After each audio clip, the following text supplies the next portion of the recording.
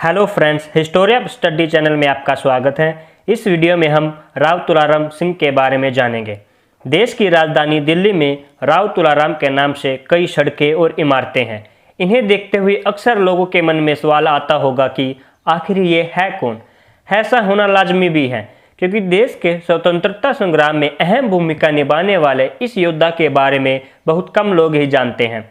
इसलिए हम इस वीडियो में राव तुलाराम के बारे में पूरी जानकारी लेकर आए हैं, तो वीडियो पूरा जरूर देखें। अगर चैनल पर नए हैं तो चैनल को सब्सक्राइब भी जरूर कर लें। राव तुलाराम 1857 के प्रथम स्वतंत्रता संग्राम के प्रमुख नेताओं में से एक थे। उन्हें हरियाणा राज्य में राजनायक माना जाता है।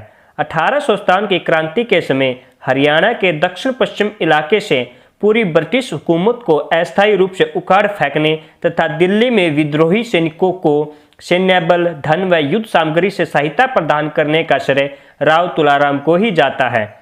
9 दिसंबर 1825 को राव तुलाराम का जन्म रेवाड़ी के रामपुरा में हुआ था। उस वक्त रेवाड़ी को अहिरवाल का लंदन भी कहा जाता था। वहां पर उनके पिता राव पूर्ण सिंह की रियासत थी। उनकी रियासत आज के दक्षिण हरियाणा में फैली थी, जिसमें करीब 87 गांव थे।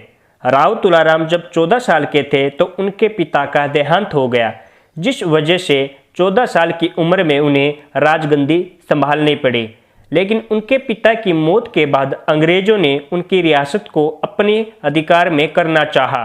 अंग्रेजों ने धीरे धीरे उनकी आधी से अधिक रियासत पर कब्जा कर लिया। फिरंगियों की इस हरकत के बाद राव तुलाराम का खून खौलने लगा। उन्होंने धीरे धीरे अपनी एक सेना तैयार की। रेवाड़ी के लोगों ने भी उनका साथ दिया। उन्होंने अपनी 500 सैनिकों की एक सेना तैयार कर ली। 1857 के विद्रोह की आग जब मेरठ तक पहुंची तो राव तुलाराम भी इस क्रांति में कूद पड़े। इसमें उन्हें दिल्ली के बादशाह का भी साथ मिला। राव तुलाराम और उनके भाई के नेतृत्व में रेवाड़ी की सेना ने अंग्रेजी हुकूमत की नाक में दम कर दिया और रेवाड़ी और उसके आसपास के कई इलाकों पर कब्जा कर लिया। इसलिए अंग्रेजों ने राव तुलाराम को खत्म करने के इरादे से ब्रिगेडियर जनरल सोबर्स को एक भारी सेना सहित रेवाड़ी की ओर रवाना किया। 5 अक्टूबर 1857 को पटौदी में उनकी झड़प राव तुलाराम की एक सैनिक टुकड़ी से हुई। राव तुलाराम के सैनिकों ने पूरे 1 महीने तक अंग्रेजों को घेरे रखा और आगे बढ़ने नहीं दिया। फिर अंग्रेजों ने कर्नल जेराल्ड को उनके साथ लड़ने के लिए भेजा। 16 नवंबर 1857 में अंग्रेजी सेना और राव तुलाराम की सेना के बीच नसीबपुर के मैदान में भीषण जंग हुई। राव तुलाराम की सेना ने अंग्रेजी सेना को कड़ी टक्कर दी। उनकी सेना का पराक्रम देखकर ब्रिटिश सरकार भी दंग रह गई। इस युद्ध में कर्नल जेराल्ड की मौत हो गई। इसके बाद अंग्रेजों ने चाल चलते हुए पास की रियासतों को अपनी ओर से राव तुलाराम के खिलाफ लड़ने के लिए राजी कर लिया। नारनौल में हुई लड़ाई में राव तुलाराम की सेना के कई अहम योद्धा मारे गए। राव तुलाराम भी घायल हो गए। घायल होने के कारण उन्हें युद्ध क्षेत्र से हटना पड़ा, परंतु उन्होंने हिम्मत नहीं हारी। आगे की लड़ाई की योजना बनाने के लिए राव तुलाराम तात्या टोपे से मिलने गए, परंतु 1862 में तात्या टोपे को बंदी बना लिए जाने के कारण वे ईरान के राजा की मदद लेने के लिए ईरान पहुंच गए। वहां से अफगानिस्तान पहुंचे और वहां के राजा को भी भारतीय सेना की मदद करने के लिए तैयार किया। मगर इसी बीच काबुल में राव तुलाराम किसी गंभीर बीमारी का शिकार हो गए।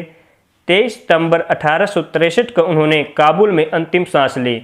वहीं पर उनका शाही सम्मान के साथ अंतिम संस्कार किया गया। राव तुलाराम ने भारत को आज़ाद कराने में महत्वपूर्ण योगदान दिया था।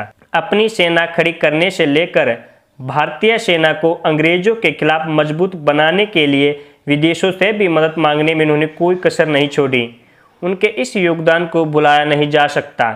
उनके इसी योगदान को देखते हुए भारत सरकार ने 23 सितंबर 2001 को उनकी याद में डाक टिकट जारी किया और दिल्ली में राव तुलाराम चिकित्सालय भी बनवाया है। तो फ्रेंड्स, ये थी राव तुलाराम के बारे में हमारी जानकारी। अगर जानकारी अच्छी लगी है तो वीडियो को लाइक, शेयर, कमेंट जरूर करें ताकि हम आपके लिए ऐसे वीडियो लाते रहें। और साथ ही चैनल को सब्सक्राइब करना ना भूलें। सब्सक्राइब करने के साथ बेल आइकन बटन जरूर दबाएं ताकि हमारी न्यू वीडियो आपके पास जल्द से जल्द पहुंच सके। धन्यवाद।